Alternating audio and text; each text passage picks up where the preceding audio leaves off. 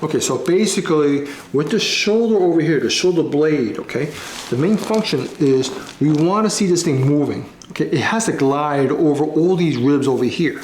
Okay, it needs to glide this way, glide this way, glide this way, and this way as well. All right. Now, if there is a speed bump, which is the rib, it's supposed to be like this. All these ribs in place, glide like this. Right.